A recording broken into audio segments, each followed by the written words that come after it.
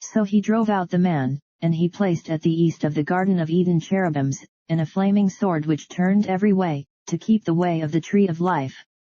Genesis 3 verse 24. So he drove out the man. Being unwilling to go out upon the orders given, some degree of force was used, or power exerted, in some way or other, to oblige him to depart. The word it is expressed by is used of divorces. There was a conjugal relation between God and man. The covenant between them had the nature of a matrimonial contract, which covenant man broke, though he was an husband to him, by committing idolatry, that is, spiritual adultery, not giving credit to him, but believing the devil before him, wherefore he wrote him a bill of divorce, and sent him away, drove him from his presence and communion with him, from his house and habitation, from his seat of pleasure, and garden of delight, and from all the comfortable enjoyments of life, an emblem of that separation and distance which sin makes between God and his creature, and of that loss which is sustained thereby. And he placed at the east of the Garden of Eden, cherubims.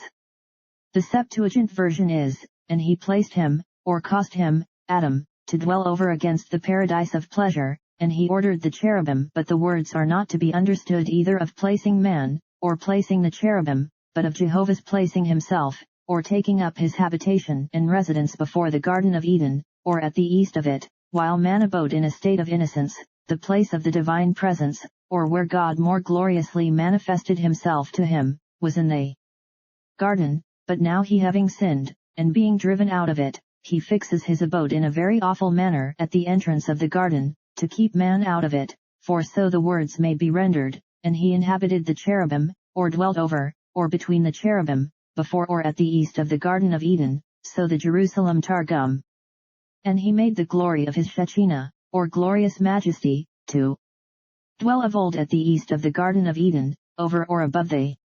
two cherubim, or between them, as the Targum of Jonathan, and very frequently is Jehovah described as sitting and dwelling between the cherubim. 1 Samuel 4 verse 4, 2 Samuel 6 verse 2, 2 Kings 19 verse 15, Psalm 80 verse 199 verse 1, Isaiah 37 verse 16, by which are meant not flying animals or fowls, whose form no man ever saw, as Josephus, nor angels, which is the more generally received opinion, for these were not real living creatures of any sort, but forms and representations,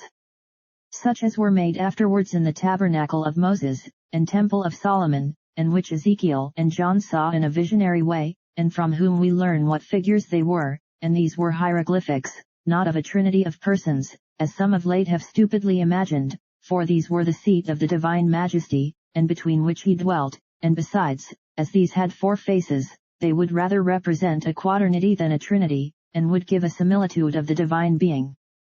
which cannot be done, and be contrary to the second command, to which may be added, that the word is sometimes singular as well as plural, but these were hieroglyphics of the ministers of the word, whose understanding, humility, and tenderness, are signified by the face of a man, their strength, courage, and boldness, by that of a lion, their labor and diligence by that of an ox, and their quick sight and penetration into divine things by that of an eagle, which are the forms and figures of